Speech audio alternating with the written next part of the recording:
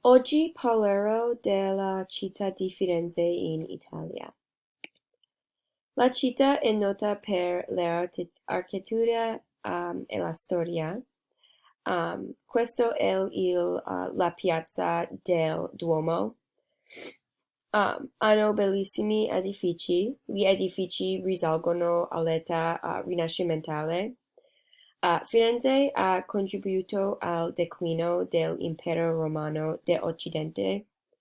Firenze è anche il fulcro finanziario dell'Europa. Firenze è nota per la sua cultura. L'arte e i monumenti rinascimentali sono speciali lì. La città ha molti musei e gallerie d'arte. Un famoso museo di Firenze, chiamato Galleria dell'Accademia, ha la statua del David realizzata da Michelangelo. La statua del David era una delle sue opere d'arte più famose. L'arte a Firenze descrive la storia e le trasformazioni avvenute nel tempo a Firenze. Il Ponte Vecchio è un ponte ad arco in pietra medievale che collega insieme le due sponde di Firenze. Sul ponte c'erano macchinai e contadini che prima occupavano le botteghe. Oggi sono per lo più gioiellerie come Rolex, mercanti d'arte e venditori di souvenir. Il trasporto è principalmente a piedi, con ciclomotori e in bicicletta.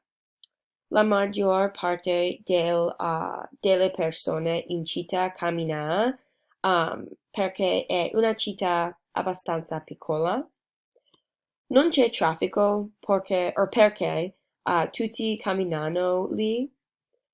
Firenze non è una città stressante, è molto rilassata. Ci sono molti turisti a Firenze, e la città di Firenze ruota intorno alla piazza del Duomo.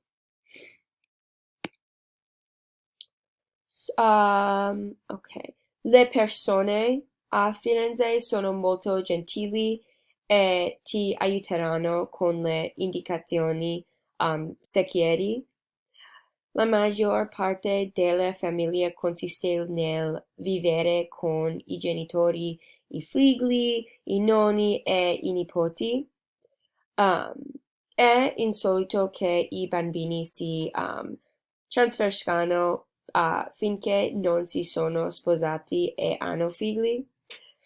Um, la vita è semplice a Firenze, non hanno bisogno di vivere una vita di lusso, sono felici con le piccole cose. Firenze è nota per la bistecca alla fiorentina che è cucinata estremamente rara. Se la bistecca non sanguigna, non è stata cotta correttamente. Infine, Firenze è una città molto romantica. I panorami sono del tipo che ti scioglie